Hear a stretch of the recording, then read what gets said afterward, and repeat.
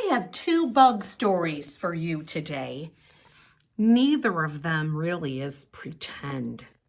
All of my good bug books that are pretend are still at school, so I'm going to make a trip and get my fiction bug stories because they're so much fun to read.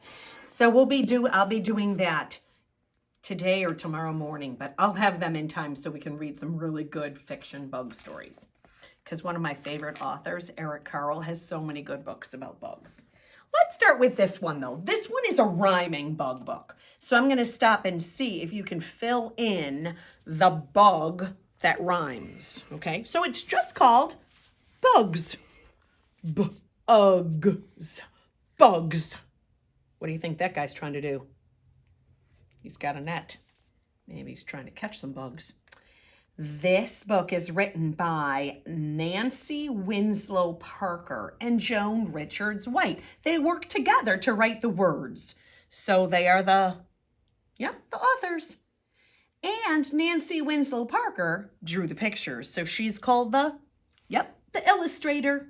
And here is my favorite bug of all. It is the dragonfly. I see a lot of dragonflies by my pond. And he's got a head. This middle part is called his thorax. And then down here, this long part here is called his abdomen. Most bugs have those three parts: a head, a thorax, and that long part is the abdomen. And in this case, the dragonfly has two pairs of wings. Bugs.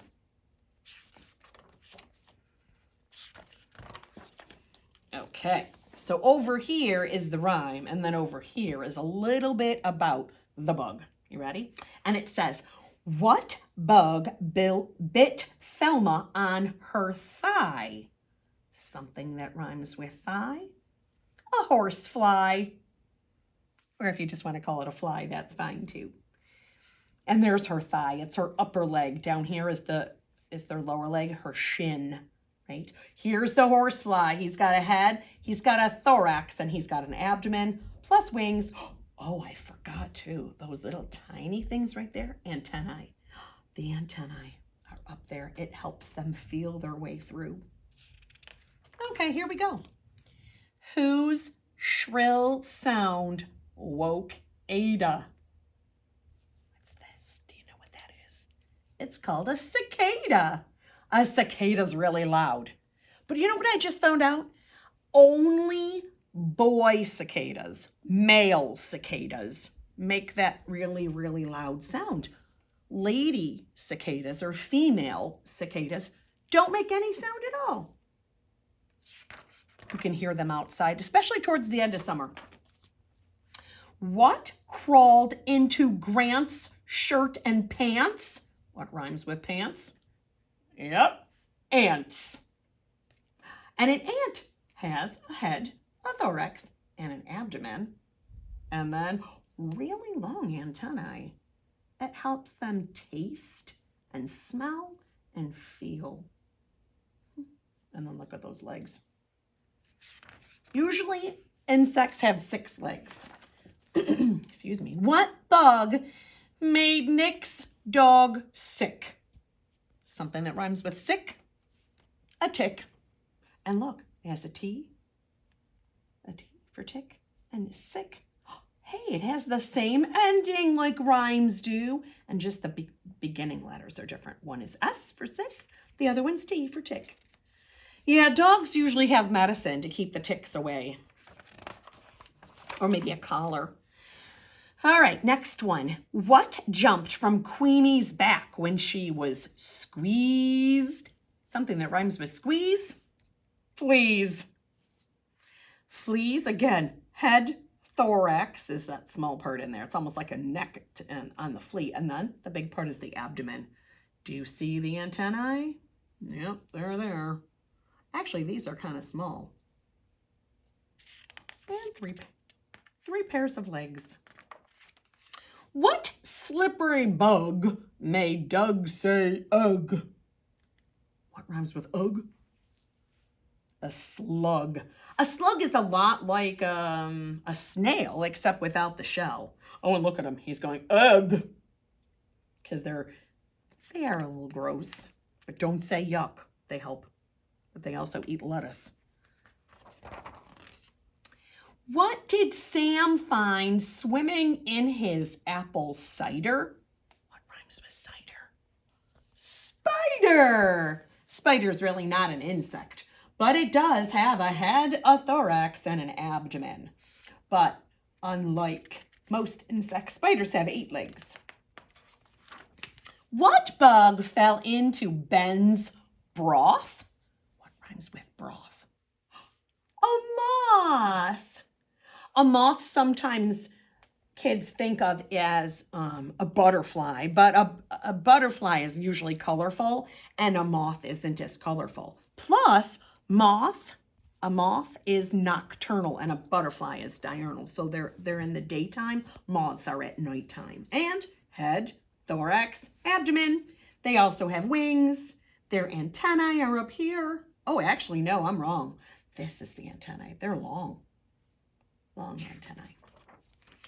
What left a bump when it bit Rito? I just changed the name. Rito. What rhymes with Rito? A mosquito. Oh, I don't like mosquitoes. They bite and then you itch for so long. And usually you'll find mosquitoes around water. That's why dragonflies hang out there around the water to eat the mosquitoes. And there it is again. Head, thorax, abdomen is that long part. The mosquito has wings. It has antennae.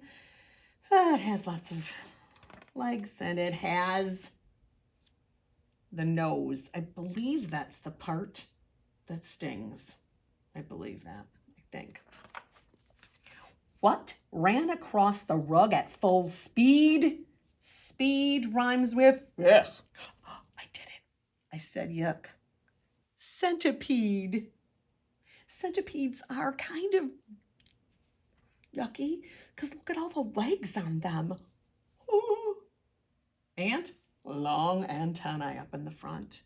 There's a head. There's a little thorax, and the rest of it is the abdomen. We see centipedes a lot by water, too. What ran over Grandma's brooch? A brooch is like a pin. Brooch, what rhymes with brooch? A roach. Yes, a roach. Roaches like people food. So, I'm not going to say it. A roach has a head. I don't see a thorax. I see the abdomen. Long, long antennae. What chirped as Nick walked through the thicket? What rhymes with thicket? A cricket. There's the cricket. And a cricket makes a sound. I think only the male crickets make the sound. That's, yeah. But crickets, they sometimes eat crops, farmers' food out in the fields. But they're the sign that fall is coming. To me, it's the sign that fall is coming. Crickets make those loud sounds. Why did the porch collapse one night? Night rhymes with, kind of, termite. Termites eat wood. If you have termites, you have to get rid of them before they eat the wood in your house. But most of the time you can tell if you have them. And again, head, thorax, abdomen. Let's get over this one. What twinkled its light in the twilight sky? Sky rhymes with what twinkles at night? A firefly. And look, she has a whole jar of fireflies. I hope she lets them back out. But she's catching them with her net. A firefly. You know what fireflies do, right?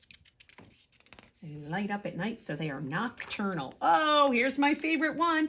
What fluttered its wings as it flew by? A dragonfly. And look, he's got a head, a thorax, And look at that abdomen. It's super long. Sometimes, especially when I was little,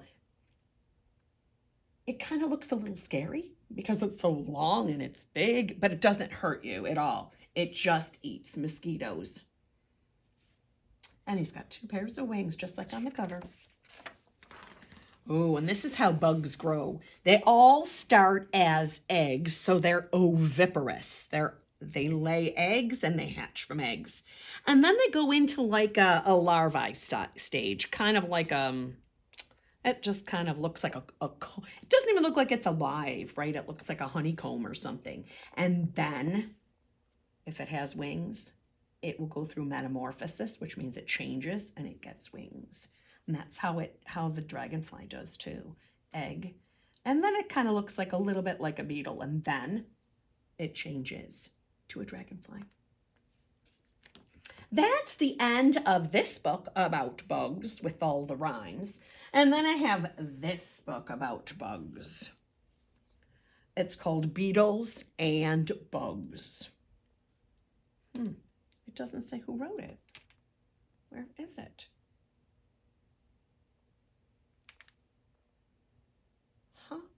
Maurice Pledger. Maurice Pledger must have written the words and he must have drawn the pictures. So he's the what? Yep, the author and the illustrator. Insects are incredible, and some of the most amazing are beetles. There are thousands of different kinds. Some are shiny, prickly, or furry. Some have big horns and look like leaves. Many do important jobs or have secret stories to tell. You can find out about some of my favorite bugs and their fantastic beetle relatives in this book. Beetles and bugs come in all shapes and sizes. They've been around for millions of years, and there are many different kinds. Some are beautiful, but watch out. Not all of them look so friendly. Some of these insects couldn't hurt a human, but some could easily gobble up another bug. Predator. Can you guess which of these creatures is on the hunt for a bug lunch? I picked this one.